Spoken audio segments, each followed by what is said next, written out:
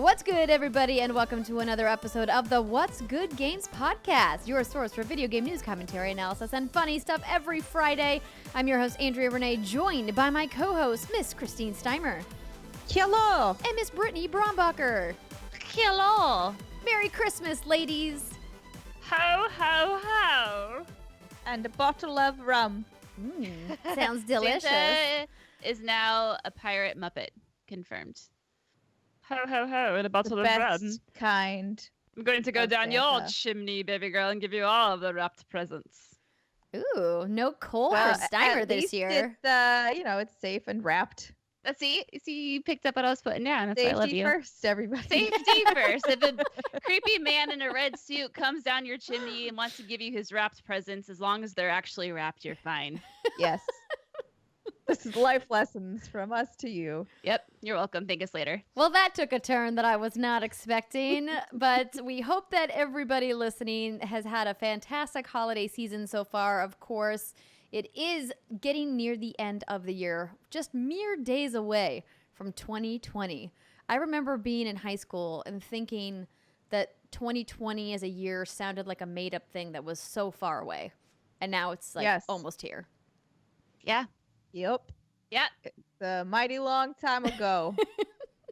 Time is flying and we're getting old. That's all I there is mean, to it. Yeah. 2020, I will turn 35.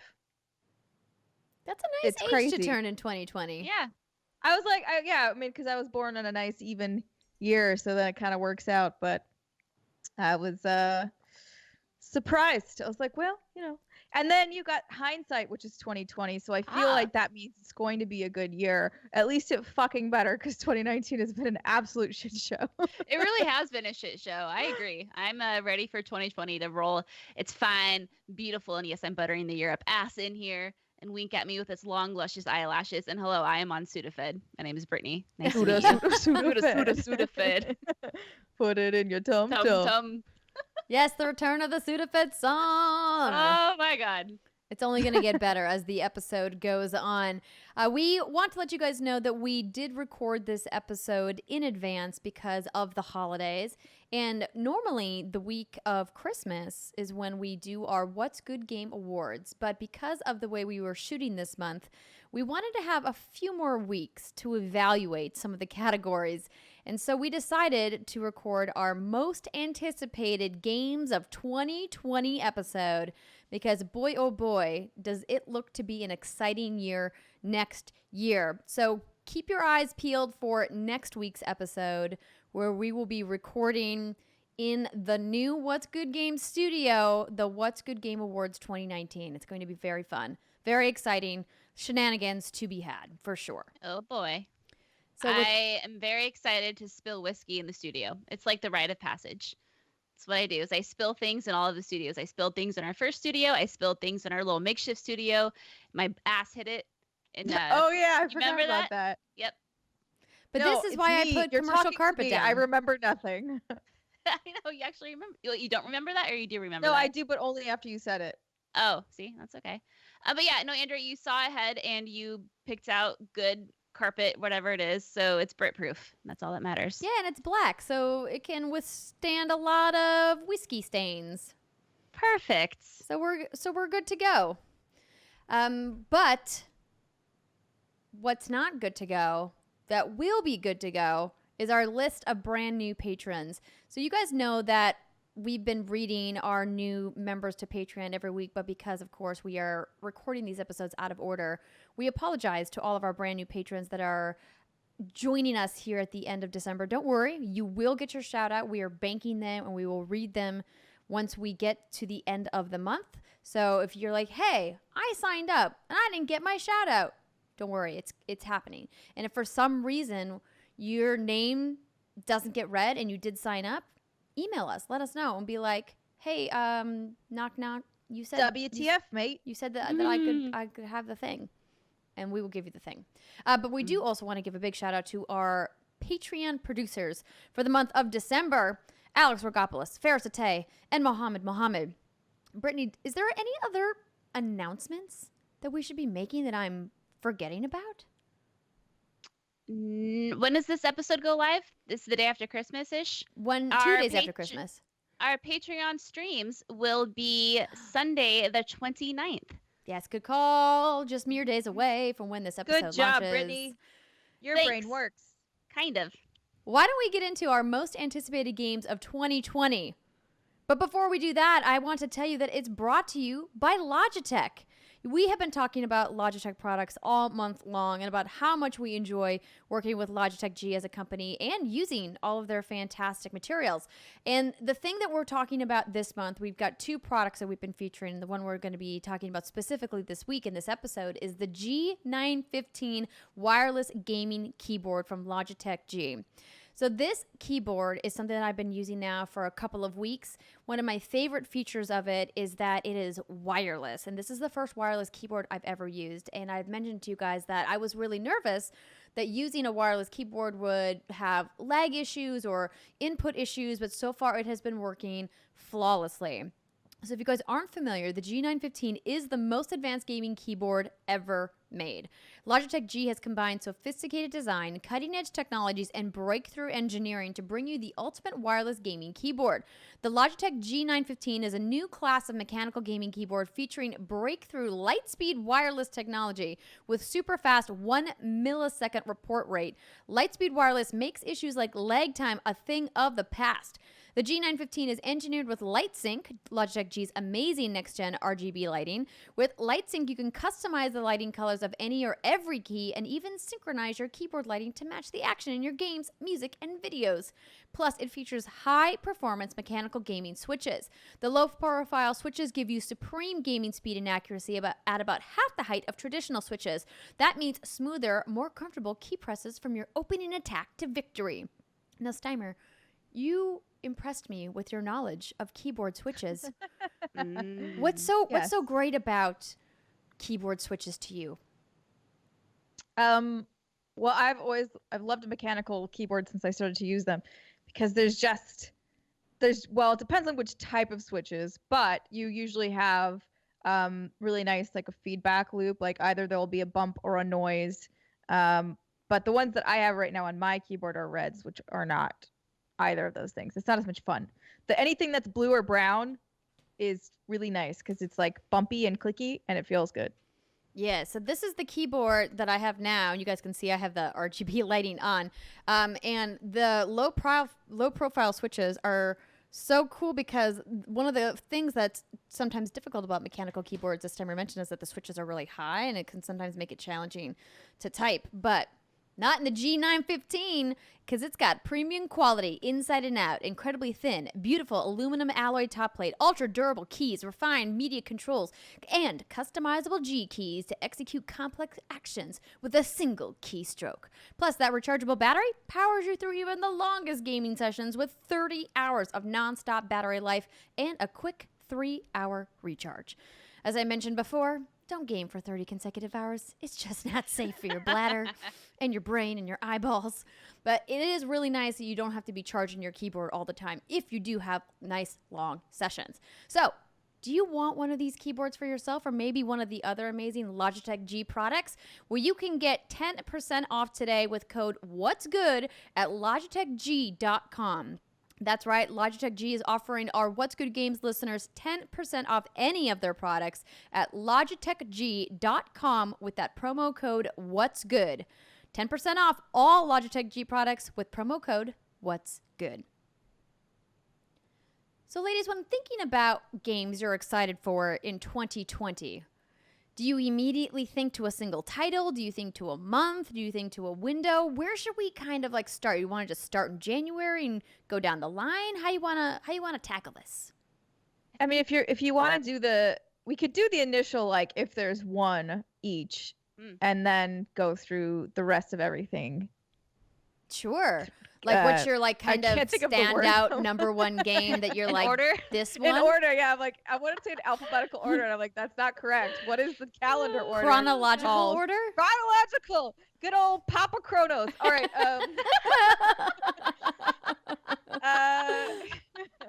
My brain is really having a struggle bus day today. For me, I think it's probably no surprise that Cyberpunk 2077 is the game I am most anticipating this year or coming year. And I think definitely after the last E3 showing I saw, I've become more excited for it because the first one, as you may recall, I was a little about it because the dialogue was super cringy.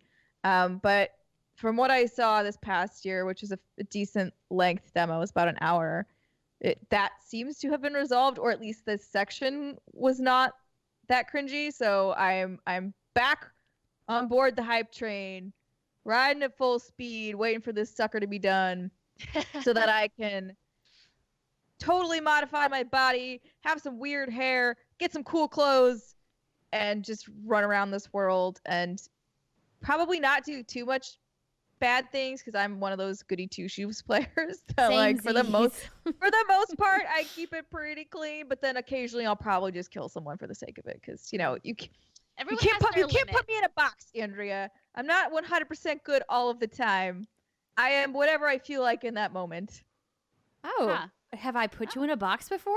Have I put baby in a corner? I didn't mean you like you. It was the. Have I put baby in a corner? Oh my god. I love you both so much. I see what you mean. No, Simon, I'm with you. I think Cyberpunk 2077 is also one of my most anticipated games. I think that gamers around the world probably echo the same sentiments of everybody's kind of waiting with bated breath to see how this game will roll out, knowing how well, CD Projekt Red did with The Witcher 3 and has done with other titles in the past, and how they have more resources than ever before after the success of The Witcher 3 to make Cyberpunk 2077 something really special. And everything we've seen is super exciting. I just rewatched John Wick 3 not that long ago, and I just love Keanu Reeves so much, and the idea that I get to play a video game with him as a primary NPC figure is just like icing on the cake. And I'm like, so totally, jazzed. Yeah. When he was added in there, I was just like, I was so confused because I'm like, what? You got Keanu? But why? And then I was like, but you know what? I don't even care why. It doesn't matter why. Just sure. Put Keanu Reeves in everything. He seems like such a stand-up guy. Give the man more work. I don't care. but yeah, I still think that is probably one of the more random things I've ever seen. But I am 100% here for it. My only wish and hope and prayer is that there will be an auto drive. Oh yeah, Please. yeah. I don't want to drive. Don't make me drive. Wanna drive. No driving. Why is there not teleportation in Cyberpunk? I mean, I'm sure there will be fast travel, but. Mm-hmm. Yeah, obviously Cyberpunk, because I love, especially Andrew was saying, coming from CD Projekt Red, a game where you can really lose yourself in and just kind of do what you want to do and not feel any, imminent rush to do things. I'm loving those games, and like the Outer Worlds really, it had been a while since I played a game like that, and playing the Outer Worlds made me think like, oh god, I can't wait for Cyberpunk, because this seems like you're gonna get that same sort of thing out of it, right? Where you just get to like play and do what you want and lose yourself however you want to. So obviously Cyberpunk, I'm at a toss-up right now because Cyberpunk obviously looks amazing, but TLU 2 is just like, it's TLU 2. But then there's Final Fantasy 7 Remake. And I'm excited for all three of them for very different reasons. As excited as I am for Final Fantasy 7, it's kind of not hard to be excited. That's not the word I'm thinking of. I already know kind of what to expect from that game in terms of I know how far along the story the game is going to go because it's only the first installment, right? Yeah. And I know there's going to be some new characters and probably some new events that happen, and that's very, very exciting in itself. But it's like those new stories that get me more excited than anything. And so while obviously I'm very, very hyped for Final Fantasy 7, it was my game of show at E3. I would say mine is probably TLU 2. I'm kind of feeling some creepy vibes. I want to get like kind of spooked a bit, and I love the apocalypse shit. It's like, yeah, fuck me up. So I would say mine as of right now is probably TLU 2, unless the Resident Evil 3 remake actually is coming next year, that's like the heavy rumor, right? If that's an actual thing that gets announced, then that would absolutely be my number one answer. So even though TLU traditionally is not really about the monsters or the infected, it is about the people of the world. And it seems like it's going to lean that way even more with The Last of Us 2. based on obviously like what Andrea has talked about, even what Neil has said in interviews. So does that make it more or less hype for you? Because I know you sometimes are like, the people I don't care about. That's a really good point. I think it still comes down to the fact that it's The Last of Us. So I think Sure. they could do anything they want to. They could put fucking unicorns in that game, and I would be all over it. I'd be like, oh my What god, if? this game. Oh my gosh, It's such a clicker twist. unicorns? Clicker Horrifying. unicorn. Oh, that I would love to see someone draw. Yeah, but I I think just in want to this know what that would case, look like. It would basically be like a horse with a big mushroom head and a horn coming out of it.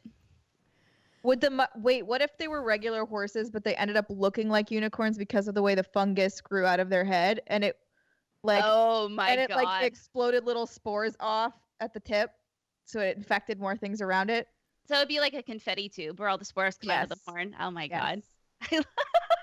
I love this episode Neil, so much call already. me up. I will consult on this video game too. Oh my god. Oh my But I'm with goodness. you. So Sammy, you're right. If it does focus on the people, that kind of does turn me off a bit. But the fact that it is, Joel, and Ellie, oh, that Sudafed's kicking my ass. I think just to see their story continued and see, I mean, no matter what, it's going to be a dark, dark game, and I think that's kind of what I'm craving. I've been playing some happy games lately, and I'm kind of needing some fuck me up nomenclature, if that makes sense. Sure. Give me some mean, dark shit. Yeah. The darkness helps you appreciate the light, I believe they say. Oh. But it's one of those, and also the new release date it was pushed. So originally it was slated for February, right. and now it is May, end of May, which is you're in my birth month. Yeah. Yeah. Happy birthday to us. Here's a fucked up video game. Yay. About, I believe Neil has said this before. Hasn't he said it's like about hate, basically? Great. So that's gonna be really fun. It's one of those games where I struggle with because it is The Last of Us, and obviously The Last of Us had a very strong impact on me and the industry as a whole when it came out. But I also know this is not going to be a fun game, and Yep. it's going to be an emotional journey. It's probably going to be something that transcends time, similar to the original, or at least we all hope that it is. But I think I'm going to struggle to get through it because I'm going to be like, but it's sad. Or I have to kill a dog, and I don't want to kill a dog. Oh my goodness. You're definitely gonna probably have to kill multiple dogs if my hands-on time is any indication about the way Yeah. that your gameplay is going to proceed in The Last of Us Part 2. I think that Naughty Dog has done such a fantastic job of setting the bar for quality in video games that gamers can rely on and have come to expect from their titles. So even if the source material or the narrative isn't something that grabs you right away, you know that you're at least going to get something compelling and interesting. And that's what excites me about The Last of Us Part 2, even though I wasn't, doing backflips after my hands-on time earlier this year. It still is a Naughty Dog game, and I love that studio, and I love the work they do. And I really enjoyed The Last of Us, and so I absolutely am looking forward to playing The Last of Us Part 2. And yes, I will be playing on baby-ass baby mode. Oh, yeah. I mean, I played the first one on normal, but I think this one seems so much darker that I am just going to need to, be gentle with myself. Good for you. AKA put it on easy mode and just enjoy the story and the ride. I did actually really like The Last of Us gameplay. The OG one. I haven't played the new one at all. I didn't get any hands-on time with it yet. But that being said, I still think the stress levels will already be so high going into this game. Give yourself a small victory. Whatever I can do to tone that down. I'm going to be having all my candles around me, just some relaxing sounds in the background, maybe get a massage chair, just try and, get through it. Oh my god. That's hilarious. But you know what? Listen, whatever you need to do to get through, play with the lights on, come over here, we'll play it together, we'll hold hands, it'll be great. Yes, I wish you had lived closer with Resident Evil, because I may have actually been able to get through that game then. There's still time. We can go back. We can play it all together. I have to play anything scary at your house because if I scream, I'm worried that my neighbors will call the cops. Oh, but nice neighbors though. I mean, yeah, they care. They're concerned. Yeah, I live near good people. That's good. That's good. There's definitely I want to dig into with Brittany on some of the other titles she mentioned, but we're going to put a pin in those because we decided just at the top of the show here we would talk about kind of our most anticipated, kind of like what's at peak of our mind. Obviously, we're going to talk about several games throughout the course of the episode this week, but for me, the one that kind of stands out to me, which is a surprise because normally this is not a game that would be something that I would look at from an anticipation perspective, but Dying Light 2 is probably at the top of my list right now. If we don't talk about Cyberpunk, you know what I mean? Like, to me, like, Totally. I was so impressed by what I saw. Brittany, I love that you're like doing a little dance. I was so impressed by what we saw at the E3 presentation and some of the subsequent things that they've showed from the studio that I'm actually more excited for this than I thought I was going to be because Dying Light just did not click with me. I think that I just got really overwhelmed by a lot of the day and night mechanics and didn't really get to enjoy some of the world building that Techland was doing with that game. And with Dying Light 2, it makes it seem a little bit more approachable because they have upgraded a lot of the traversal systems, the RPG systems, and then of course they've built in this really impressive narrative RPG system into the game that makes you feel like you're invested in the world in a deeper way than in its predecessor. So those reasons are why I'm looking forward to a zombie game where normally I would be like, no thanks. They said, I think actually the fact that what they said in the demo is the thing that would turn Brittany off and turn me on is when they said that they didn't really consider themselves a zombie game at all. And I was like, all right, I'm on board. But then I kind of felt Brittany like. Well, no, it's funny because I'm the one who asked that question, right? Yeah, I know. That's why you were like. But yeah, so I can understand. It's not surprising at all, actually, that you wouldn't enjoy the first one, but you'd be kind of turned on by this one because this one very much does seem more of like a story of survival in a post-apocalyptic world with these little like infected, kind of like as like an obstacle off to the side, right? The first game was a very intense game, and it did have some pretty freaky deaky moments. But I agree. I think what they're doing with Dying Light 2, it looks incredible, and it's so beautiful. And the fact that what you were talking about, how you can completely manipulate the world however you want, depending on what you do. And I think it's really impressive what they're doing, and I'm very excited for that too. Yeah, I also thought it was really interesting how the effects of your choices don't just impact like the storyline, it impacts the geographical, like the map, right? Like, So a whole part of the city could be underwater or it could not or whatever. And then that also impacts what type of infected or whatever they're called in this game, because I do not remember what those types are too. Because if you do have like the more muddy swamp grounds, there's a new type of monster or baddie coming to get you. But if not, then there might be some other kind. And you're like, the amount of detail that they thought through of, okay, if X storyline plays out, what would naturally happen was really impressive to me.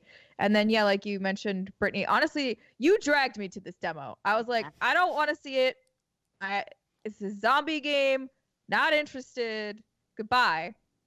But then I also was like, well, I don't really have any other appointments at that time. So I guess I have to go. And you're a good friend. And I sat in there and the first thing I noticed was like, holy crap, this game is beautiful and crisp.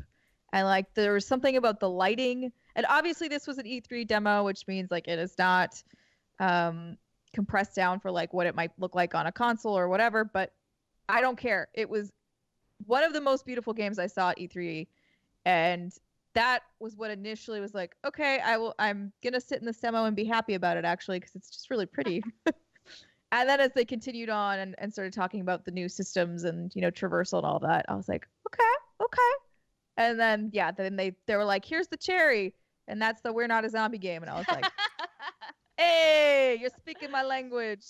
And let's be friends. So if you get too scared, well, I don't know if you'll get scared during this, you can play with up to 3 of your friends. Yes, it supports 4-player co-op. Play with us. Play with us. Do you and John want to set up a third TV in your house? Obviously. So that I can chill in your living room and play games with you? Of course. That would be freaking awesome. I thought you'd I'm never ask. down. I'm down. I'm just saying. Yeah, Dying Light 2 currently doesn't have a release date. It's just spring 2020. Correct. So. But when I highly most doubt that of the this is games going to are get supposed pushed to start. beyond 2020. Because there was rumors originally that it was going to be holiday 2019. And, Yeah. and then, E3 is when they officially announced 2020 as their launch window. And I would be pretty shocked if they missed the window to be, on the crossover between the consoles. So, but, crazier things have happened. Very true. Yep. But yeah, I think that's actually a decent point to bring up is like, clearly we have new consoles coming out this year. So a lot of what we will be talking about on this show is first half of the year stuff, because anything later is probably being saved for those announcements. Well, Yeah, and there's the rumor that February 2020 is going to be the PlayStation 5 reveal event, which is a relatively new rumor. And there's going to be some games that we're going to hypothesize about. But maybe what we can do is start with the games that have confirmed release dates as of right now. And Sure. Brittany, this is I feel like 2020 is like the year of Brittany. I am so excited. There's a Scared. lot for you. Yeah. Be gentle, Daddy. Oh no, I know. I'm very, very excited. So, in January, granted, Yakuza Like a Dragon is just confirmed for Japan, but the new Yakuza game looks freaking amazing. It's interesting because they're taking the combat, which is generally like brawler style, to something that looks a little Persona-y. So there's obviously a lot of controversy. Yes. I know. Sam, remember? And do you remember someone say call me? Hello? Do you remember was it a crayfish summon tweet that I posted a while ago that I retweeted or something? There's summons in this game. Oh, yeah. Yeah, and you can summon, I think it's a crayfish, and you bring out your phone and you do all these crazy things with your finger, and then you have a magical finger, and then this crayfish falls from the sky, and it's an army of crayfish, and they you do. Yep. And they dive after the dude and gouge his eyes out. Oh, it's just so ridiculous. I love these games so much. They're so crazy and out there. I don't know when this is coming to our neck of the woods, but obviously I'll be keeping an eye out. Is it a year after usually? I hope not. I think it's coming later 2020, like you said, but I hope it's 6 months later, 2 months later. I just really want to play it. After playing Judgment, I'm totally hooked on these kind of games, and they're fantastic. And then... Oh, sorry, go ahead. Oh, no. Go, baby girl. Oh, just in the vein of Yakuza, there is, the Yakuza 5 and remastered collection are coming out. And they are also, I believe, going to be on Xbox Game Pass. Yes. Some of them are. I am eager to jump into those via Game Pass and just screw around with them a little bit. Cause yeah, I mean, I can summon a crawfish, let's go. I think you'll really like them. They're just so quirky and weird. I think you'll get out of them. Back in the day, I watched Greg play a bunch of them, and they always seemed fun. I just never had. I was watching him play. I wasn't playing. Yeah.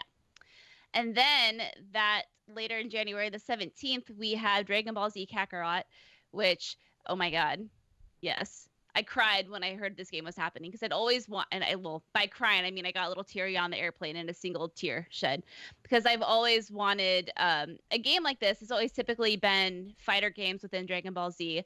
There was Dragon Ball, oh God, on the Game Boy Advance. I can't remember what game it was, which kind of explored more story elements of the Dragon Ball Z world and universe. And that was the last thing we really got. So the fact that they're making an open world RPG based off of Dragon Ball Z, which follows Goku, I think up until the Buu saga, which is pretty late in the series. It's awesome. There's going to be side quests. You have to build your friendships with people. You get to level up. There's, eating. You get to eat a lot of food and you level up by eating food. It's just, it's such how else would you level up? I mean, that's what I'm saying. Killing All stuff? this, I mean, no, yeah, eating is way better. That's what I'm saying. Agreed. Yeah, when I saw this game and got some hands-on time with it, I was very impressed by the level of detail that they've put into the world. And I think it's because so much of what I've seen from the Dragon Ball universe has been in that very 2D anime style. And so seeing a 3D open world RPG style game set with the Dragon Ball characters and the aesthetic was really neat, and being able to fly around the world felt really good, and running into some of the characters, kind of reminisced about, would make you reminisce about some of the people and things that you know from the anime. And so I think it's going to be a really popular game. I think that they're going to have lots of fans with this one. Oh my gosh. I'm curious because I'm not a Dragon Ball fan, but I do obviously like anime. So I'm like, I wonder if I would understand anything that's happening in this. I don't know. Can you at least play it and let me know? I would like to play I would it. love Yeah. I would love a Steimer reviews Dragon Ball Z Kakarot and see just what the fuck you think is happening. Even with your description, I saw both me and Andrea just like glaze I over know. for a minute. We're like, what? I know. I saw the light leave both of your eyes. It's crazy though, because I've actually played this one, and what's funny about it is that I am not an anime person. You guys know this about me. Everyone who listens to this show knows that. But I thought that they've done such a good job with what I've played so far that it actually was very intriguing to me. And it's tough to get into an anime that's been running as long as Dragon Ball has, right? And sometimes you feel really lost. But I think what's great about them trying a different genre of video game than what we've really seen from this anime before is that it does bring people in who are maybe on the sidelines going, oh, hey, I like anime or I like RPGs, but maybe I've never tried them together in this way. And so I think it's really smart of, Bandai Namco to think about that and go, hey, we need to do something a little bit different with this franchise that's so popular and so successful. It's almost like maybe other franchises that feature cartoon craziness. Pokemon. Sorry. Might want to try something, original. Anyway, Brittany. Yes. Would you say, do you know the specific timeline in the canon of where this takes place? Yeah, so Dragon Ball Z spans multiple enemies, right? Multiple different series within Dragon Ball Z. So I don't know where it starts. I think it starts with Is it Nappa? No, it starts with one of the Saiyans, and then it expands basically the entirety of the Dragon Ball Z anime in terms of the villains. So it takes place throughout the majority of the series. So you're going to fight all of the iconic dudes that Goku and the Z fighters who they go after. And what's cool about it too is that they're including some pretty iconic filler content. So what's so great about Dragon Ball Z is you have obviously the fights that last 15 episodes or so. It's ridiculous. But then in between those, you have these really funny, chill, low-key moments. And one of the most iconic moments, I think, in the series is when Goku and Piccolo, the green guy, the Namek, they learn to drive using Chi-Chi, which is Goku's wife's car. And it's a really, really funny part in the anime. And they're actually including those in there, as well as new characters and new events as well. So, I'm it's going to be so good. I'm excited for your excitement. Thanks. Oh, is it Broly? Hold on. I'm gonna keep going, but I'm gonna find out who the first enemy Goku fights is. Sure. So that kind of wraps up January. I mean, obviously there's a couple of other things coming out, but smaller titles. January traditionally a pretty quiet month for video games. Every once in a while we'll get a standout like a Monster Hunter World, for example, or a Resident Evil 2 remake. But February is really kind of where the release calendar starts to pick up some steam. So, Raditz. Go ahead. Is where it starts. It's just Raditz. That's all you have to know. People know what I'm talking about out there.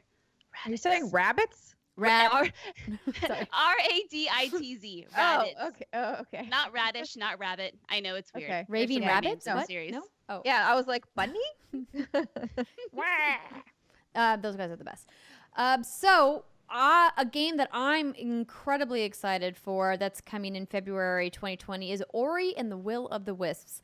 So I remember when Ori at the Blind Forest released on Xbox One, just a beautiful platformer, super tight mechanics, and generally speaking, I'm not a huge platform Metroidvania fan, but the way that they created the world of Ori and the Blind Forest just really enraptured me, and the music was fantastic and the story was great, and I really liked the way that they incorporated the different combat elements as you progressed through the game. And now we are getting the follow-up to that, Ori and the Will of the Wisps, and this is also coming to Xbox Game Pass.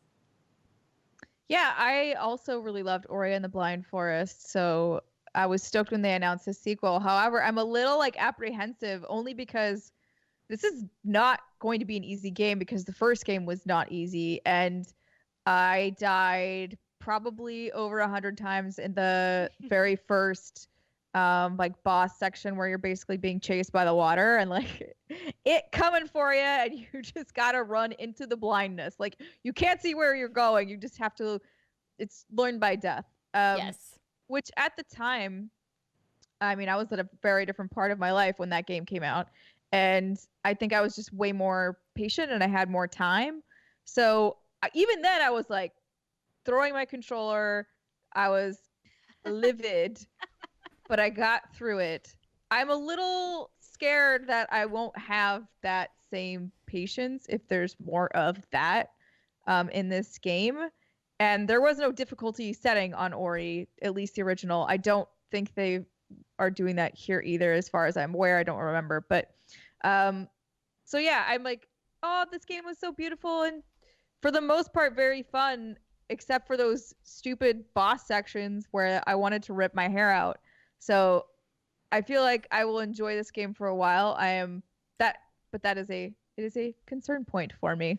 It's interesting that you say that because I think that it's important to remember how different of a company Xbox is today than it was when Ori and the Blind Forest came out. And I say that when we talk about difficulty in the lens of accessibility and how Microsoft has gone above and beyond to make sure that accessibility is a focus for the games that are coming to their platform, making sure that as many games as possible have accessibility options for the Xbox One adaptive controller and for other types of disabilities that gamers have when they're playing games. And so I hope that the strides that Xbox and Microsoft as a company have made since the original Ori came out will make it so that Ori and the Will of the Wisps is more accessible to more players. I have to imagine that's the case. That's a good point. I have looked at it online to see if they've specifically mentioned what the accessibility features are, and I can't seem to find like a bullet point list. It's also possible that as of us recording this, they haven't completely locked those features down, but that hopefully by the time the game launches in February that they will have announced what the accessibility features are. Yes. I hope so, because that's one of the reasons why I tried Ori and the Blind Forest back in the day, and I cried in the beginning like I'm sure everyone else did. But then I started getting frustrated and I just did not have time for that. So I stopped playing, and then hearing about how Steimer threw her controller, and I was like, yeah, that does not sound good right now. So hopefully it's hard because like for the most part, the game isn't like that. And it is like a very beautiful, chill platformer, Metroidvania style, whatever. Like you're going and you're picking up your new power-ups and you just kind of are remembering where the map and everything is. And like that part is all wonderful. It was just like those sections that are massive difficulty spikes, which I managed to get through, obviously, but at the same time, like I already said, I had a lot more time back then. I had a lot more patience back then too. Like, so I don't know, man. I definitely want to finish this game, but time will tell how it goes. Mm-hmm. All right. But I think the most important game in February has to be Best Friend Forever, which is not only a dating simulator, it is a dog petting simulator too. So you get to date people and then meet their dogs. And I don't know if you could make a more perfect game. I feel as if they've done it and we should just stop making video games from here on out, because how do you top that? I don't know if you do, Steimer. I just don't know if you do. So I played this at PAX. Right, I played at PAX. It feels like that was forever ago. So I'm trying to recall some of the main points about my demo.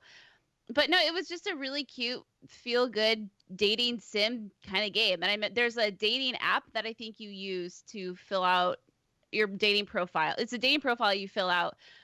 And then I remember this. I was showing photos of this during our panel. So you fill out your dating profile, and then it's like, okay, here you are, blah, blah, blah. And then you get to date people, and then you get to train your dog in between the dates. So it's kind of like you have your days where you're like, okay, today I'm going to go talk to this person, or I'm going to spend time with my dog and like train them up. And I was essentially spend time with your dog. I know. no, It's gonna be a there's way so better much time for you. better than people.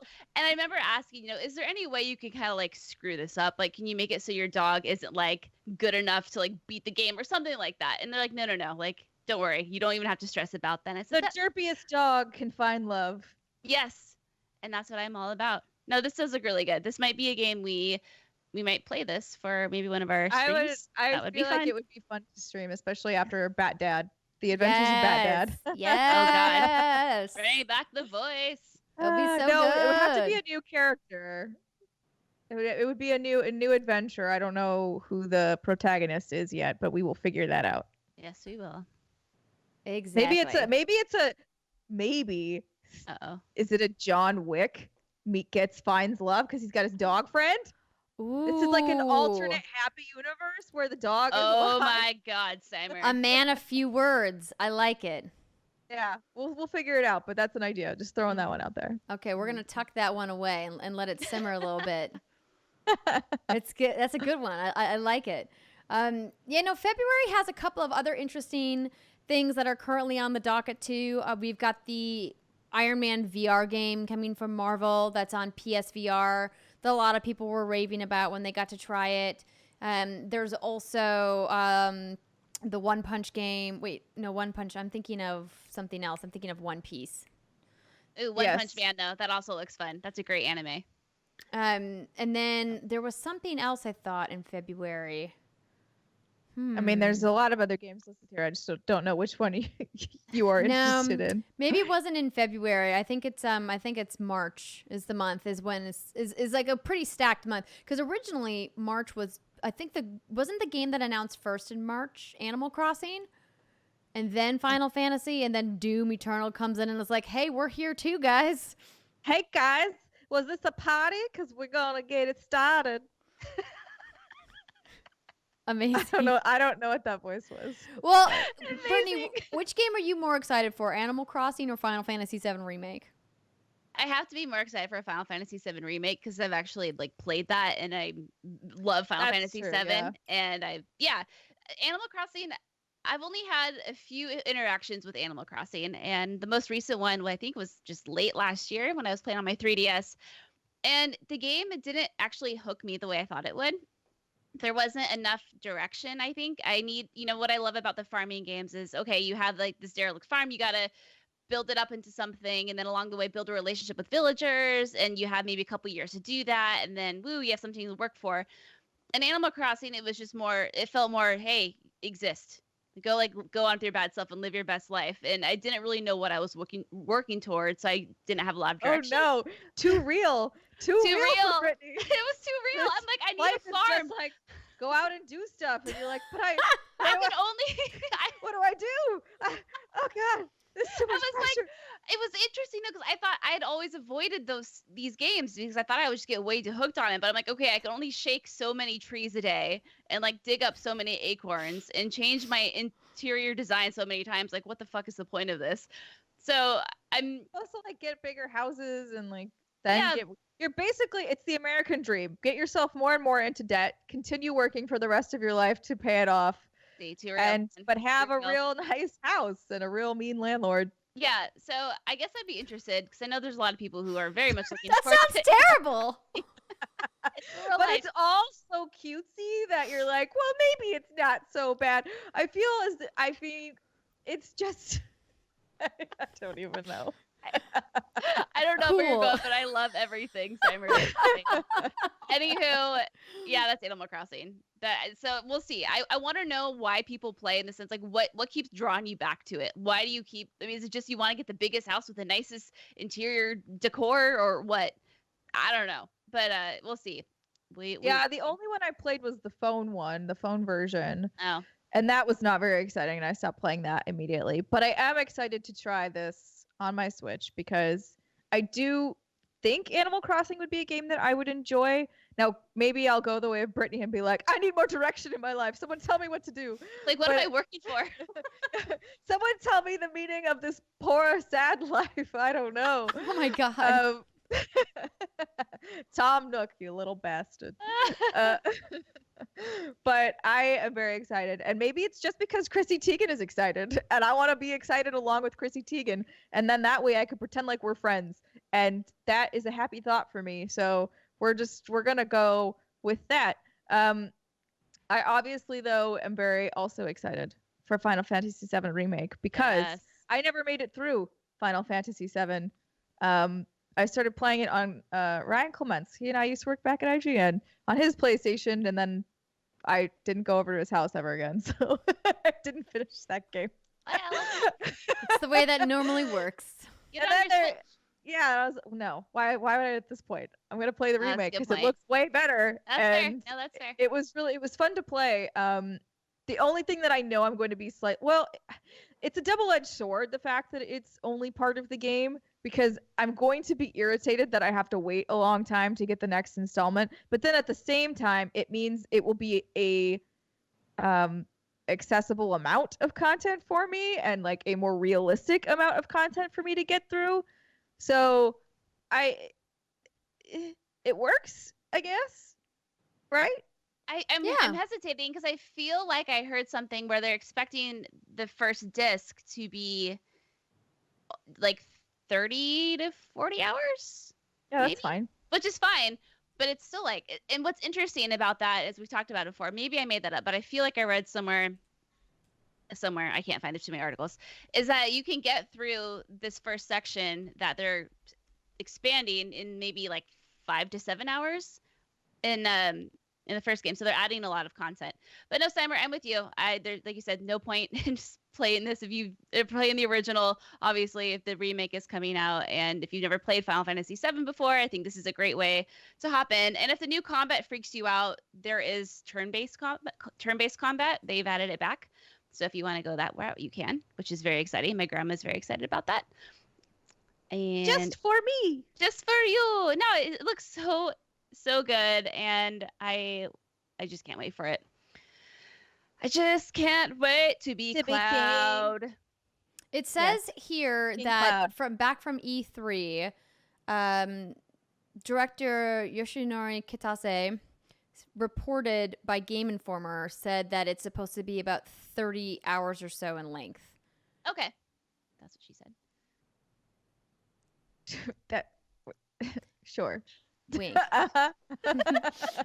I winked in case you were wondering what that weird awkward pause was. So what about Doom Eternal? This is a game that was originally slated to come out in November of 2019, was supposed to be a Google Stadia launch title. Now has been pushed because id Software said we need more time.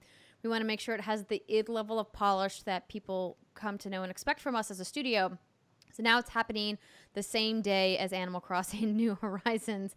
And two very different games. Wildly different games. I still am excited to play Doom, but when Doom 2016 came out, I had to take it in very small chunks because it was very intense. And Literally. Doom Eternal also looks to be just as intense, if not more so. Yeah, man, when we were playing, when was that? I don't know. Earlier this year. Judges Week, I believe. Yeah. Judges Week.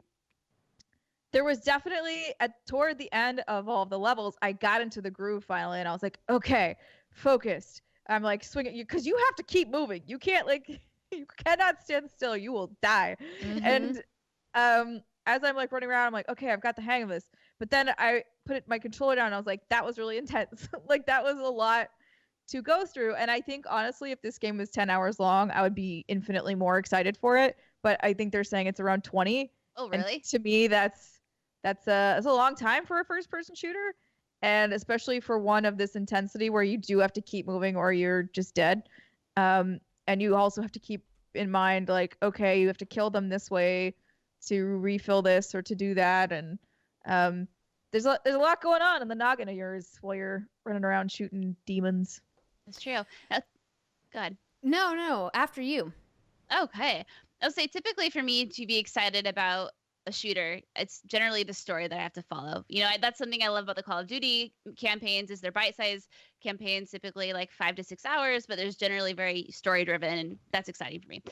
Doom, I don't give a shit about what's happening in that game. All I know is that when I play that game, I feel so empowered. I feel like I could rip the world in half. It's just with the music and then the gunplay. I'm just like, oh my God, I can't get enough. I play that game purely just to shoot stuff. And for me, that's really rare.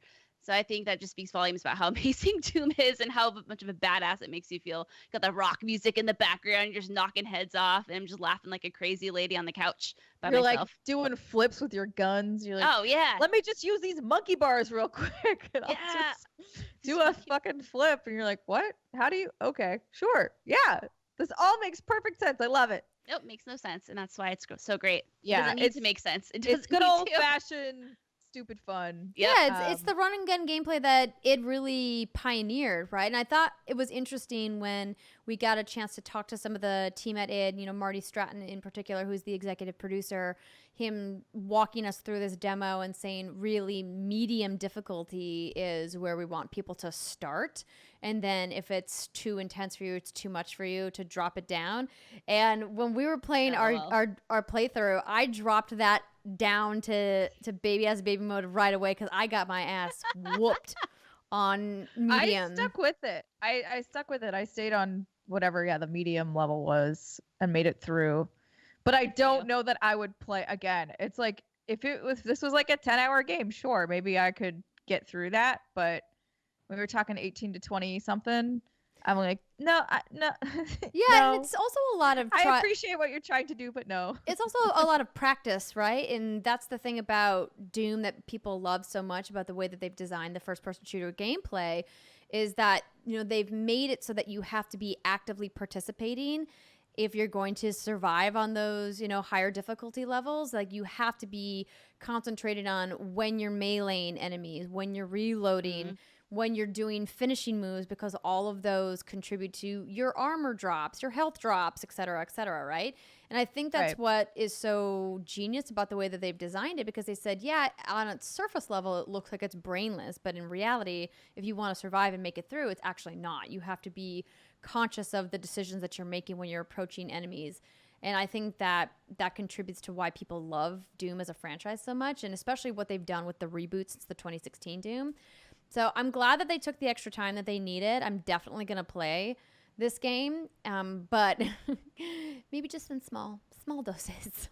Yeah, I think actually it's not the hardest part, but the part I found the most frustrating was actually some of the platforming, though. Like, there was a section where there were like floating platforms and we were trying to get from one area to the other, and there was like a tiny friggin' window that you would have to drop down and then shoot across to and then go across. I remember this section very well because I died a billion times in it. And I was just like, come on, man, give me a break. The demons aren't getting me, but this platforming sure is.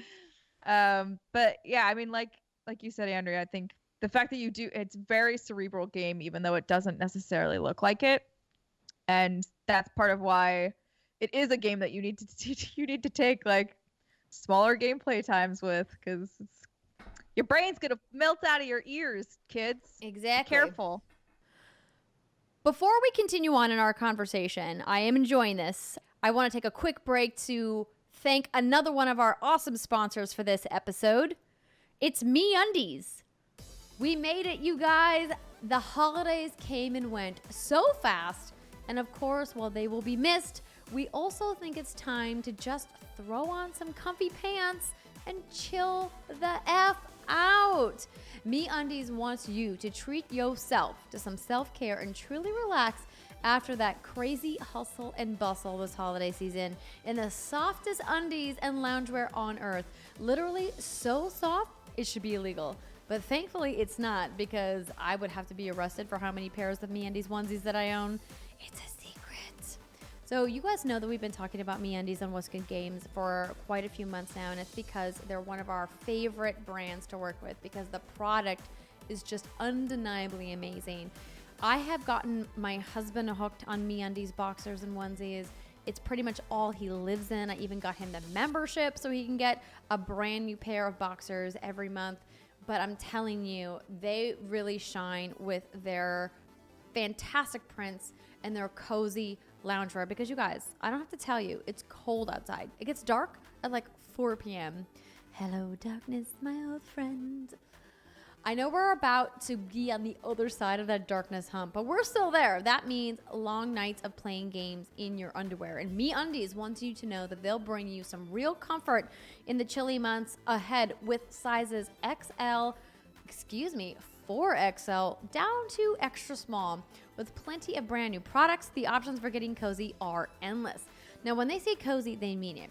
With undies that are 3 times softer than the cotton in the cutest wintry prints and colors, of course.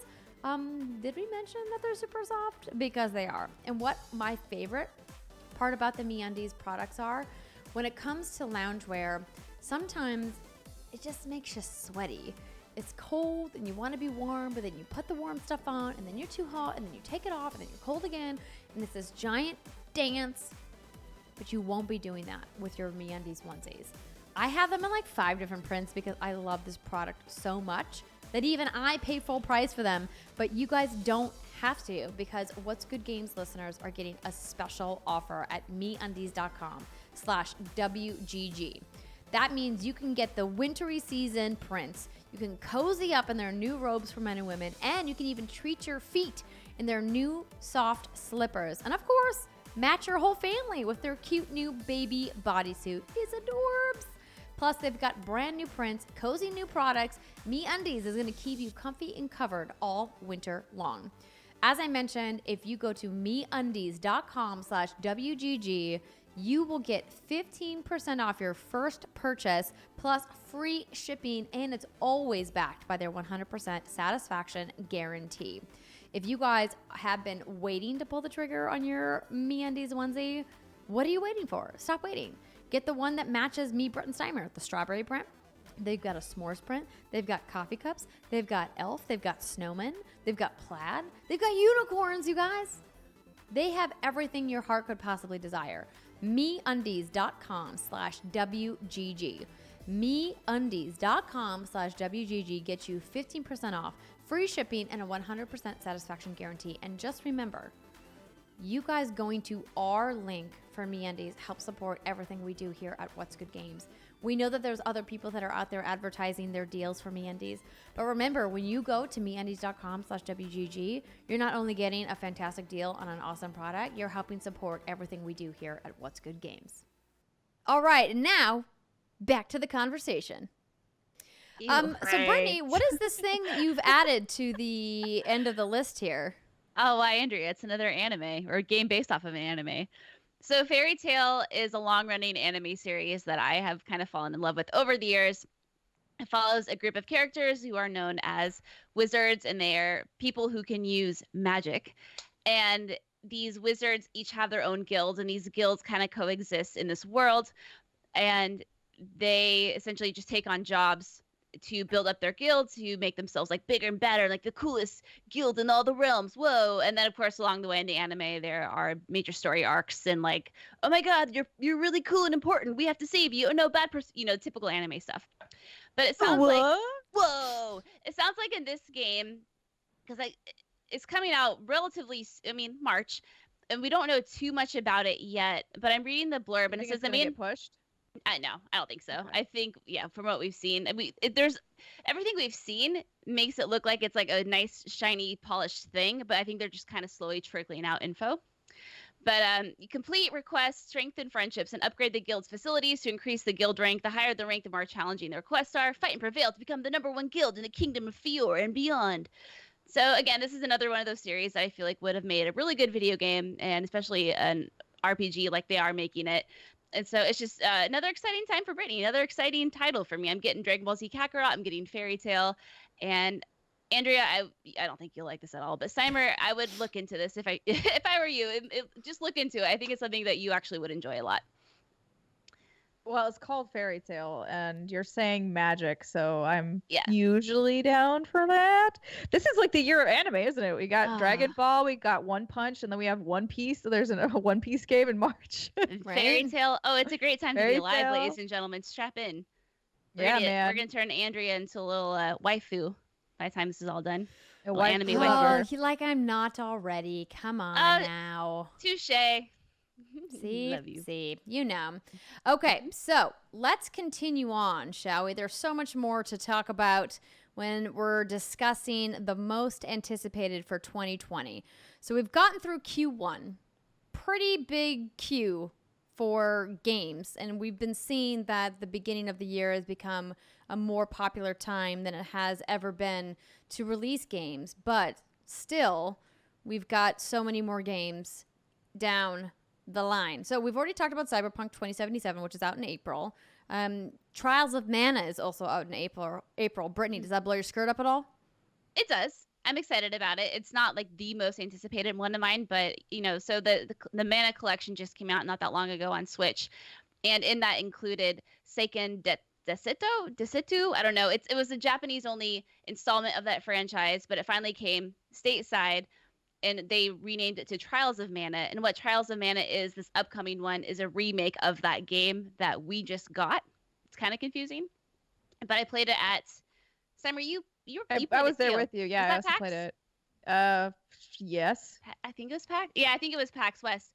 No, it looks, it looks like a fine JRPG. I'm not expecting Capital F fine. Capital F fine. I mean, granted, what I did play was early, but it, like I said, yeah, no, that's how it struck me too. I was like, all right. Unless they do something like crazy cool new with it, I don't see it, being anything spectacular. But I think it will be, a fun throwback to games of old. So. Cool. It'll be a good Switch game. Mm-hmm. So moving on to May, we've already discussed The Last of Us Part 2, which is happening at the very end of the month, right before E3. Thanks, PlayStation and Naughty Dog. That's very kind of you. / it's not. But another game that we've talked about a couple times on this show that we have enjoyed our time with is Marvel's Avengers from Crystal Dynamics and Square Enix. Of course, that's coming on May 15th, 2020. What do you ladies think about Avengers? I know it's kind of been a divisive game, that some people have been really excited about it. Others have been not so much so. I mean, I think their first showing was not great. Mm-hmm. I think they really got off on the wrong foot. But after seeing it and getting some more time with it at PAX West, I am super stoked for this game. And I want it. And I want to team up and become the Avengers and fight crime, because why would you not want that superpower? I want to be a superhero, but just for a minute. I don't want to be a superhero all the time. Too much There's responsibility. Yeah, exactly. It is. Yeah, there's way too much going on there. But I'm also curious to see what sort of storyline they've built here and their take on the Avengers, because obviously we've had a lot of the Avengers over the years with all of the movies. So there could be a bit possible, a little bit of fatigue there for some people, which I would understand. And there was obviously that knee-jerk reaction of, why doesn't this look like the actors that I know? But because they are not in this universe, that would be an alternate universe, everybody. So please do not email the developers asking for why. Okay, goodbye. It's true though. It's true. Yeah, so I'm very, very stoked about the Avengers. I think it'll be good old-fashioned fun, and hopefully it will tell me a good story that I haven't, heard before. Yeah. Yeah, I think I'm the one who is really apprehensive when it comes to superhero video games. As you ladies know, I'm not the biggest superhero fan in general. I wasn't even sure if I would like Marvel Spider-Man. Turns out it was one of my favorite games last year. God, that game was so fun. Oh, it was so good. And so I'm excited to play it, because when I did play it at PAX, I remember going into it with we'll see how this goes. Open mind, open heart. And I remember walking away being really surprised by how much I enjoyed my time with it. We got to play many different characters, and the combat for each character felt very unique, very different, very intuitive. And especially when I was Hulk, and I was just running around smashing everything and everyone. He was fun. Yeah, you're just whee! Yeah. And I think I'm not entirely sure, because it's been a while, so my memory is fuzzy. But I know you have the campaign area, and then you have the other areas you can go to and do missions with friends and whatnot. Right. Yeah, they're basically campaign parts, and then group. There's two different kinds of missions, right? There's the narrative-based missions that are kind of crafted experiences where you have to play a set hero, and then there's the co-op missions that you can choose which hero you want to play as, but your progression carries forward no matter which missions you're playing. Right. So you're able to level up specific heroes. So if you only ever want to play Thor, when you get to that story mission with Thor, all of your progression is weighing into what you're going to experience combat-wise in that mission from what we've heard from Crystal Dynamics so far. And I'm with you. I think that so far what we've played looks really fun and has been fun. And I agree, Steimer, that they're showing at E3 was probably not the best foot forward. And I think a lot of that had to was contributed by the fact that they didn't explain what the game was very well. And this is coming from me, the person who moderated the Avengers showcase at E3, you know, trying to get some answers from the team and not knowing if the game just wasn't ready to be talked about in detail or if they were still trying to figure out how to message it. Clearly, we're going to see a lot more from this game before it comes out in May. Got quite a few more months to go, and I hope that they let press get a deeper hands-on with the co-op stuff in particular so that we can really see how it's going to flow together. I remember watching the demo, and Steimer, I think you were with me, right, for this? Yeah, it almost we felt a little like Destiny in a sense, didn't it? With all the gear and stuff you'd be picking up and the missions you'd go on and you run into different characters. I remember getting that vibe from it, which I think could work really well with this game. So yeah, I'm excited. I think I'm going to really enjoy it. As long as there's a narrative-focused campaign, I've learned that's all I really need to keep me focused on something. And that's why I think I like Spider-Man so much, is because it was like, oh my God, the story completely sucked me in. I can't wait to dress all my characters in funny costumes. Oh my God, yes. And then have really serious moments happen in the story while I'm wearing like a top hat or some shit. I don't remember. Yes, I'm excited. I'm excited for that too, because they have such a deep bench of costumes to pull from the Marvel universe. So should be an interesting selection of cosmetics, if nothing else. But yeah, let's get weird. Let's get weird. So here's the thing.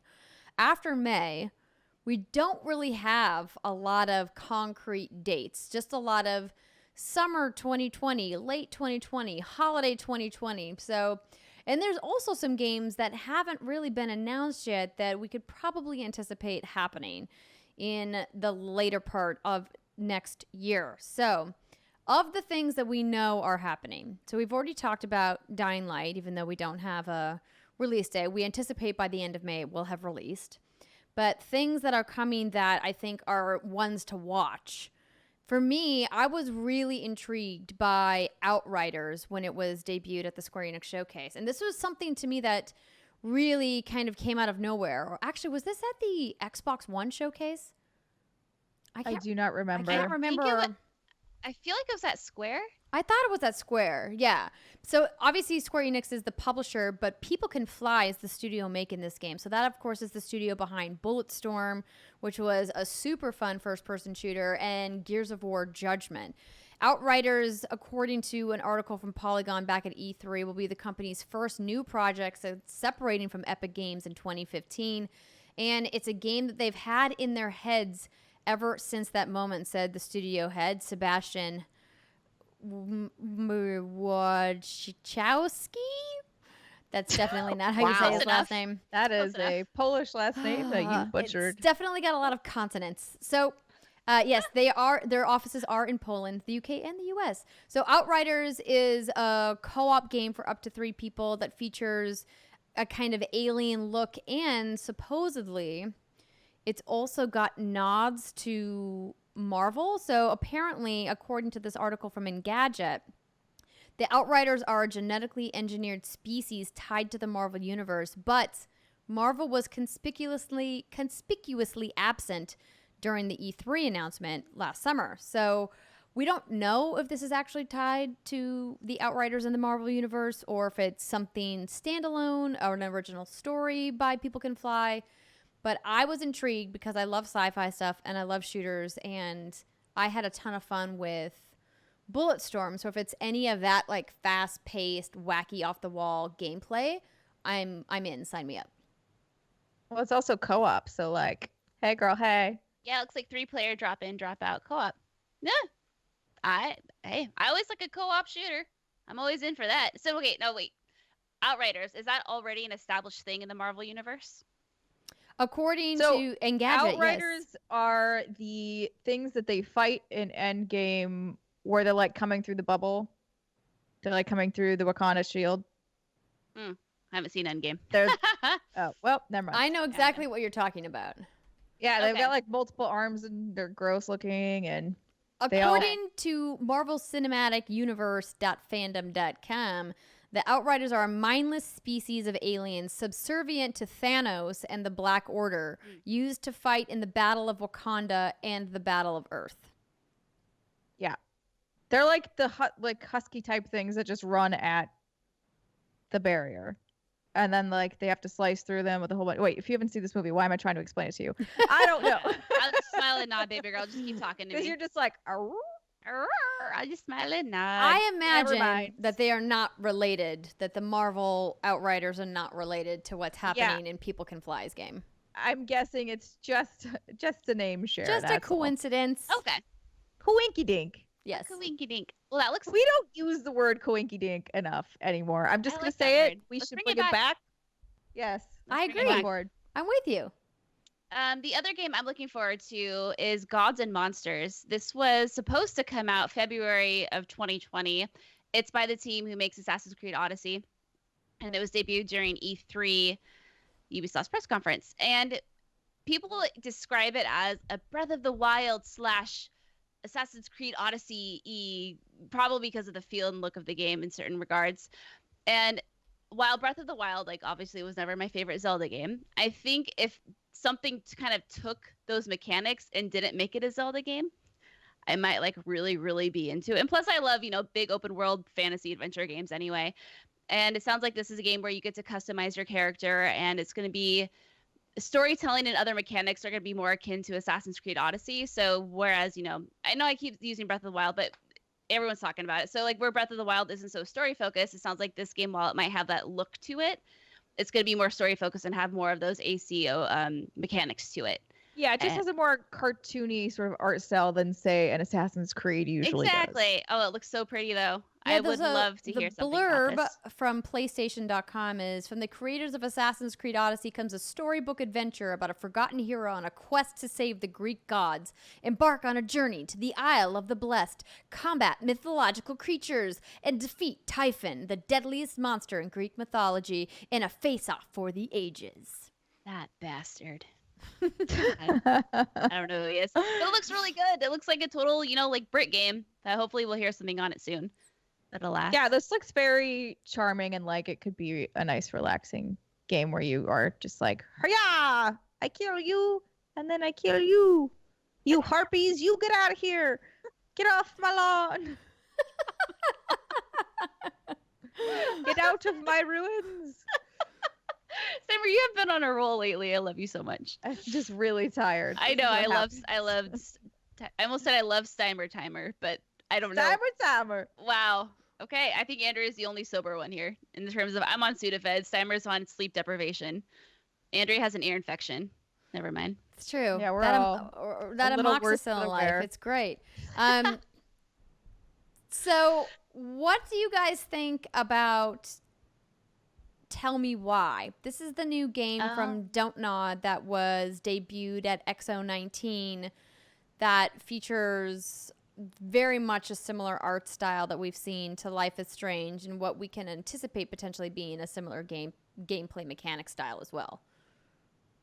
I'm very excited for it because what I love about these games is that they allow you to step into the shoes of someone that it allows you to walk the path of someone you might not have ever walked before. I don't know if that makes any sense. You can look at Max and Chloe, what they went through, and with Life is Strange too. You're playing as two brothers going through some major shit, and to be able to play Tell Me Why through the lens of a transgender character, which is something I don't know if I've ever had the opportunity to do before. I think it's incredibly exciting, especially since Don't Nod has said, we're working with the right organizations, we're doing our homework. This isn't a gimmick, and I think it's really cool, and I'm looking forward to having that experience. Samesies. Yeah, girl. Yeah. I made a Backstreet Boys joke on Twitter about this title. You did. But I was And you're- also drunk in a bar. I'll say then you also said you were drunk. And then if no one understood your reference, that they can just forget about you or like not be your friend. Yeah, I or was like, something. you get out of my life. I don't need you around. Mm-hmm. But now I'm actually realizing I don't know if I ever went back and soberly watched this trailer. Oh, you should. You I was should. just like, It's I was good. like, it's dope God. I'm in. Like, I'm probably, like, whatever, it's fine. But now that we're sitting here talking, I'm like, oh, I don't think I actually watched this one. What was the rare one where there was like animals? Everwilds, I think. Everwilds. There's Outer Worlds, Outer Wilds, Everwilds, and that game Outward from Earth. Stop using that word. The other game I am looking forward to hearing more about, hopefully, is Ghost of Tsushima.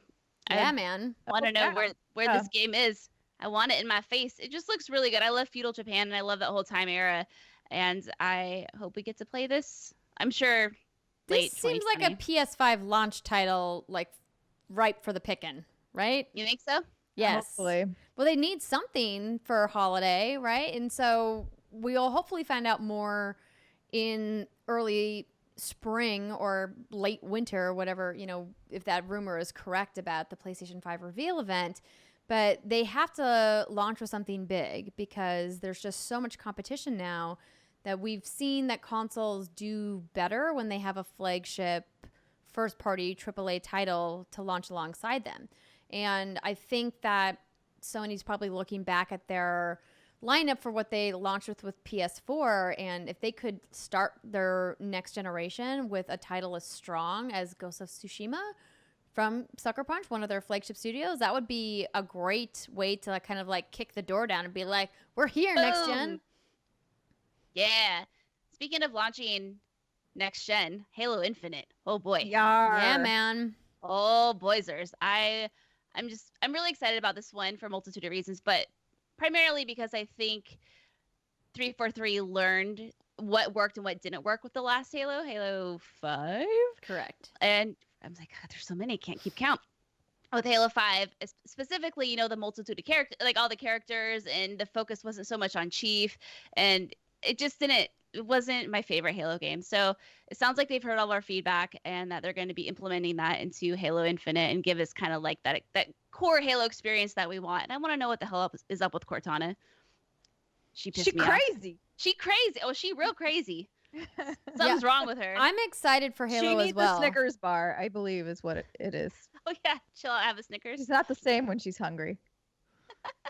This show is not brought to you by Snickers, but if they would like to drop us some money for what I just did there, I would be much appreciated. Thank you. Goodbye. Or just send us a case of Snickers. We'll take that too. No, Snickers ice cream though. The Snickers ice cream bars. Dang. Yes. Those are way better than the candy they're bars. so decadent though. Oh my They're gosh. so Just good. don't ever look at the nutritional information. Oh, You'll no, be in no. bliss. I was pissed. I once, back in the day when I used to eat more of those than I would care to admit, I got a box that had no peanuts in it. And What? I was livid. And then I was like, surely this will not happen again. And then I got another box. And that also had no peanuts in it. And I then stopped buying them, and I haven't had one since. Well, I feel like then we So just have to here's buy a box Snickers. the next time we're all in the same room together. Or they could send us a make good box, is all I'm Listen, saying. we need to stop with these empty promises to ourselves. We still haven't watched Fortnite porn. We still haven't bought edible undies. Oh my goodness. Okay, I'll We make do it none of happen. the things we say we're going to do. And it makes me sad. I will make the Snickers ice cream bars and the edible undies happen for the Okay. streams at the end of December. It's happening. It's done. Perfect. Boom. I'm making the commitment right now. Okay. Indefinitely it's going to be an Amazon Prime Now order that I make last minute because I'm going to forget and then I'm going to remember late. Okay. Can you anyway. Amazon Prime Snickers ice cream bars? No, for the edible undies though. Oh. Actually, no. Oh, There's oh. just a romance store like down the street from here, so it's fine. I'll just Perfect. pop in there. Romance. So a couple of games that there's a couple on here I think kind of left that that we think may happen. Obviously, we know Activision's going to probably do another Call of Duty. I believe it's Sledgehammer's turn to make, or is it? Who just made one? Wasn't there just Infinity some Ward. fiasco? Infinity Ward. Or hold on, I can't remember. Yeah. I don't remember the order in which they go, but Treyarch was Treyarch the year before? I thought, yeah, with wasn't it God. Black Ops 4? my brain melds all of them together, so it's hard to say. We can But then, anticipate yeah, another Call of Duty happening. Absolutely. There was originally rumors that Battlefront was going to have an outing, but it sounds like whatever DICE is working on is getting pushed to the following year, which I think is the best for everybody. I think DICE needs to maybe take a little bit of a break. But the game that I'm really excited for, that I hope is happening next year on the new consoles, is Assassin's Creed Ragnarok. So we know that Assassin's Creed has been off cycle now for the last couple of years, which is great because we're getting a much bigger offering. Like, obviously, Assassin's Creed Odyssey was giant. Really loved Assassin's Creed Origin as well. I think they're going in the right direction. We heard whispers about Ragnarok earlier this year, and now the biggest rumor that we have currently is that Ragnarok is allegedly going to be announced officially during that PS5 reveal event in February 2020. So this rumor came out just a couple of weeks ago, and obviously it's still a rumor. It's not official, but we do know that this game is in development because there's been multiple leaks and sources about it, but what it looks like, we don't know. But I just love the idea of imagining an Assassin's Creed game set in that era or set in that Norse mythology, really pulling from a lot of those things that we saw in God of War and saw, Sony Santa Monica really embrace and do really well. And I think that Assassin's Creed as a franchise is ripe for that, because that open world gameplay, being able to bring in some of those more mythological elements that we saw them really lean into in Odyssey, I think would be really cool in an Assassin's Creed game. This is honestly just making me sad that I didn't have time to finish Odyssey. I was just because I was like, Odyssey was so good. Yes. And yeah, I would be very excited to see how they take the learnings from Odyssey and incorporate them into Ragnarok. And I'm with you. Like, I've always loved Norse. I love all mythology. Mythology is great in general. So lean into that shit, everybody. Let's just roll with it. But yeah, man. Now I'm like, God, I don't know what I need to do. I guess I could sleep less. But that doesn't seem No, don't do that. like a good idea either. I'm like, how do I get the time? You need a time turner. Go full Hermione. You need a time turner. Oh my gosh. I don't know what it's going to take for me to finish an Assassin's Creed game. I loved Odyssey, what I played of it. I just, at some point, I always just burn out. And so Ragnarok sounds exciting, but I don't know. I think when I play Assassin's Creed game, I just have to just stick to the main story. Yeah, I need to Stick start to it. critical pathing more and Yeah. stop getting distracted, because I would just be like, oh, I want to go over there. I see a tall peak that I believe I may climb and sync with. Okay, cool. Did that. I'm that person who wants to go to all the sync points and like clear the map. I can't control But myself. I need to not do that apparently, and just be like, where is my objective? Go to the thing. Mm-hmm. Yeah. Circling back to Call of Duty, because I thought I had read something about this. The rumor is that it is supposed to be a Sledgehammer Games game, but Treyarch is stepping in because apparently development was not going well, and it's going to be called. So far, it's been called two things: Call of Duty Black Ops 5. It's set during the Cold War, spans the entire 40+ years, and includes Vietnam and Korean War, described as even more gritty and gruesome than modern warfare. Wow. And this is leaked by the dude who leaked Call of Duty Modern Warfare before it was officially revealed.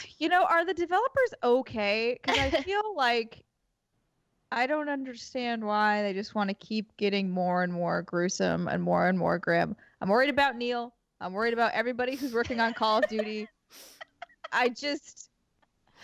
Are you okay? Do you need to talk about it? It's a healthy outlet to get all of your anger and frustrations. The people that are fascinated by war stories cannot get enough. That's the thing that I've learned by looking at programming both on cable channels, movies, TV series, docuseries, and now video games. It's like people, it appears, have an insatiable appetite for these stories around these real world events. It is something that I find really difficult to revisit because there's a lot of horrific things that have happened in these wars. But I think it's interesting to see how Activision is kind of changing the way that they've developed these games. And I think it's smart of them to maybe change up the formula and make them more gritty to remind people that this was a really horrific thing that happened, or these were atrocities. To make them more gritty, I think grounds them in realism instead of making them more fantasy, which I think there's obviously a whole nother conversation we could have of, to what degree it might trivialize some of the events that have happened in these wars. And we're not going to jump into that conversation right now. But I'm with you that it may be too intense for some developers to withstand, which is probably why the former co-heads of Sledgehammer were like, you know what? I want to move on. Glenn Schofield and Michael Condrey both left. That may have contributed to what's happening at Sledgehammer now. And that the fact that they have, had some changeover in some of their internal staff, and why Activision's like, yo, go help them, other studios. Step in. Yeah, it'll be interesting. This is why we have so many of you. It's okay. That's why there's such a wide variety of games. You can make Viva Pinatas for Cyber instead. Dude, I know that there's not a snowball's chance in hell that it is happening, but I can only hope and pray that Project Scarlet has some sort of Viva Pinata element announced along with it, because please come back to me, my sweet lovable pinatas, please. You are so bright and colorful. I lost 10 to 12 hours a day, just sitting there with all of you. Yeah, there was definitely a day where I sat there for 12 hours and I didn't realize it at all. Wow. I was like, oh, I'll play. I didn't eat. I didn't go to the bathroom. I did nothing. I just sat there. Oh my God, girl. Which is not good. And in my old age now would probably be very bad for me. But when I was in my 20s, it was totally fine. Those were the days. I know. I can do that now. Those were the days when I could sit on my ass and farm in a video game and collect all the beautiful, bright, colorful pinatas. And they were in my garden, and I was like, okay, I need to build my fence like this, and then I'm gonna have my little pond area over here, and then I'll build up my trees over here, and then I do the hack thing where I kick Professor Pester out of my garden by building a wall in a specific place, but then he just stands there and like roars at you for the entirety of the game, which is really obnoxious. Anyways, that's your Viva Pinata download for today. Amazing. That's a good one. I could not sit for 12 hours. When I was playing Pokemon Sword, I had to take little like yoga stretch breaks every like hour and a half because my back was hurting. Again, I was like 23. I was very young when that happened. It's a good time. One more game I want to bring up is Vampire the Masquerade Bloodlines 2. So this is developed by Hardsuit Labs, published by Paradox, coming out Q1 2020, and this is the little blurb. It's an action RPG. Sired in an ancient act of vampire terrorism, your existence ignites the war for Seattle's blood trade.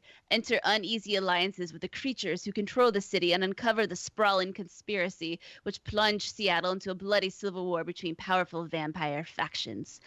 So my understanding is that Seattle? Yeah, right? But it's a massive open world, and you make choices, and it's very RPG heavy. And it just sounds like I have a thing for vampire games. I was a big fan of that last vampire game that came out, and I don't know anything really about Vampire the Masquerade. I think it's a tabletop game, and then there is an actual game out called The Masquerade Bloodlines, and this is the sequel to that, and that came out in 2004. But it just sounds like another like gritty vampire RPG open world game with lots of choices and consequences, and to me that sounds really fun.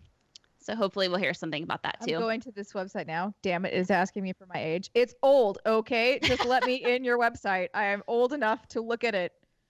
Oh, hello, sir.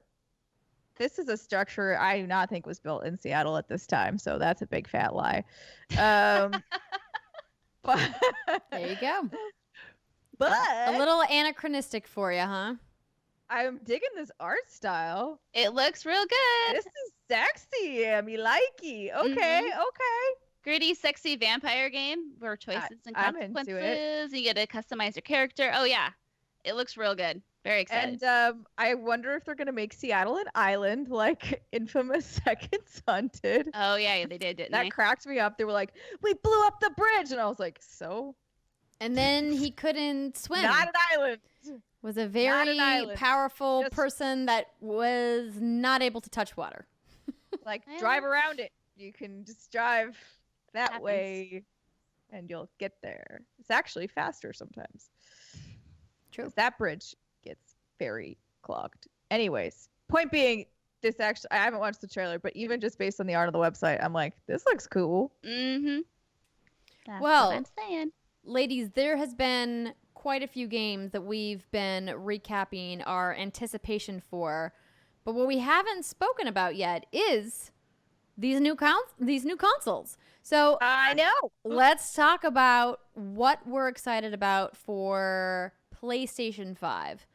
So we know that it's supposed to be super fast, solid state drive internal that's supposed to make loading a snap, and super slick, magical.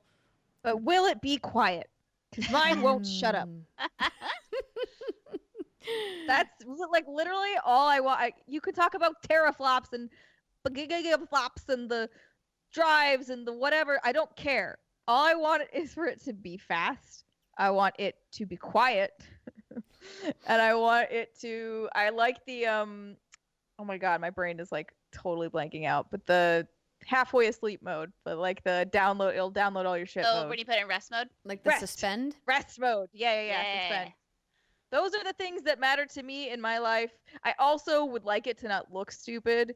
And I feel like the first iteration always does. It just looks like a piece It's a of big, shit box. fat, chunky, clunky. Yeah, like I don't know what it is about the initial design that is always kind of awful, and then they'll do the redesign a few years later where it looks way better, and you're like, well, now I need that one because it's way prettier than this ugly piece of crap I got in my box. And like people can see it. It's part of your home decor. Maybe When you invite someone over, you apologize for the I feel like PlayStation's design. I'm so sorry. Remember the friggin' PS3? That giant, Yeah. like, oh god, that was hideous. Yeah, the fatty. It was hideous. Yeah. Mm. It's Really kind of how I not felt about the attractive. original Xbox One. I remember when we put Oh, the yeah. Xbox One next to the It was PS4 ginormous. at launch. Yeah, Uh-huh. it was a beast. And then it had that giant brick too. Oh, Yep. yeah. Yep. Yeah. Bad boy sucked up a lot of power. Ooh, it would be nice if it was, power efficient. Okay, Please. yeah.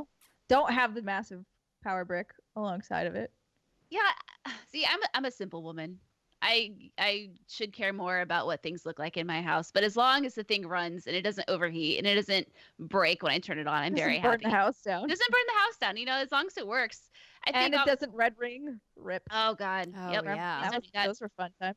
Oh, that was I great. wouldn't Yeah. maybe call that time fun. Maybe something different to describe that time. I got Sorry, a red Brittany, ring once. continue. No, you reminded me of my red ring of death memory. I was getting ready to play Mass Effect, and Oh, No. Oh, so yeah. sad. it was a very sad moment. But yeah, basically, I'm with Cyber in the sense I just kind of want some more efficiencies. Make it faster, make it just better all around. It's weird because I feel like I'm at a point, and maybe I feel this way every generation, but I'm not recalling that.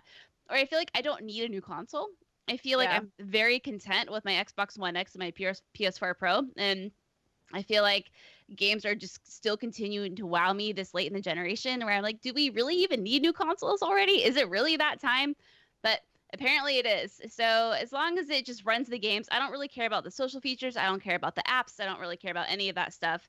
Just run games and keep, the rest mode thing on, like Simon was saying, and make them good, and I'm happy. I just want to play the games. I think in general, honestly, from both consoles, the thing I want to see improve the most, obviously tech-wise, yes, I would like for them to run smoother, to have developers be easier. Wow, let's reword that sentence. To be easier for developers There you go. to use, and then that way, you'd get things that run better on it, right? Because if it's a difficult platform for them to develop for, things can not turn out so great sometimes. And so those are the kind of the things behind the scenes that I want.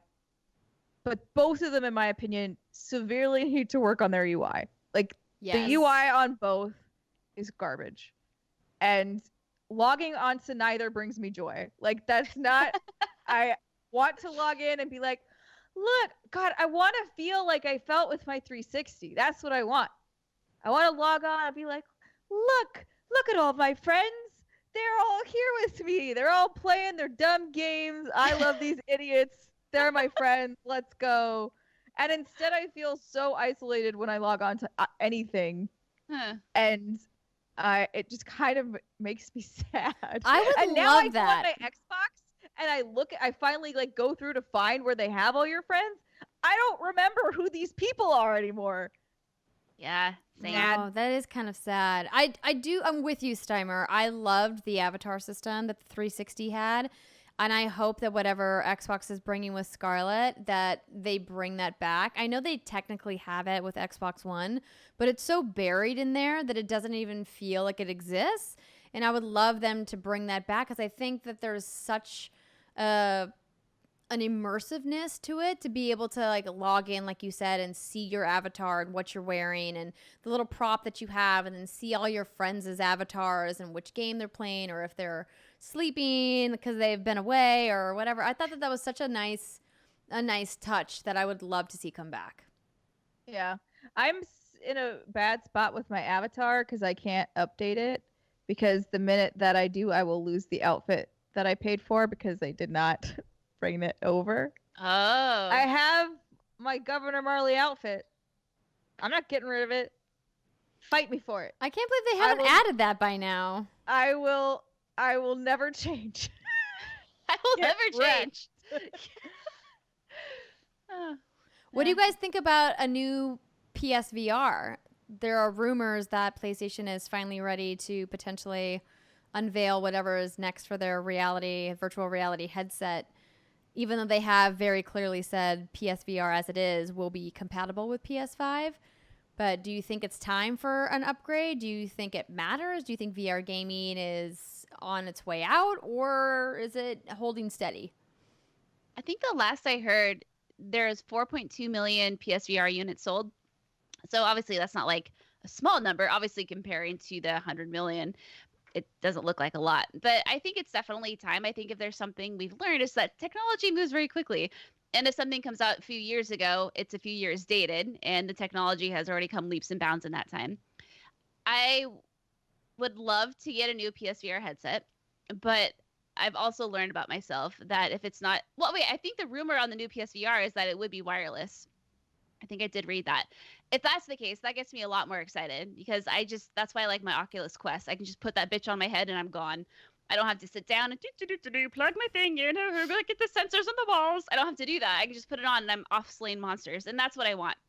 So I think that's going to be a big deal, because I've learned that if it's not super convenient, I won't touch it. It's like the way I work in life. Is that what she said? Yes. No. Yes? No? Yes. I don't know. Yeah. Either way. So if it's cordless, I'll probably get it. If it's not, I think I'll just be a big girl and say, like, I know myself. And if I had to worry about cords and stuff, I even had a separate PS4 for my VR headset, so it wouldn't be a hassle. And then I just ended up using it for other things. So, I mean, I think we all know my thoughts on this, which is I love not putting get shit it. on your head. Well, it's not only that. Like, again, both of you live in houses. I live in a small apartment, right? Like, it's very different lifestyle. This is not a lifestyle built for VR in any way, shape, or form. Right. I would have to move all of my furniture in order to play that, which we all know is just never going to happen. Well, You wanted to move my couch for a stream, and I wanted to kill myself. And that it True. didn't even take us that long. She It got was just like, very upset when I moved her furniture. Like, the thought of moving it was just like, I just didn't don't want make me. And so I'm like, there's no way I would opt into that to play a VR game. It's just not a reality that I live in.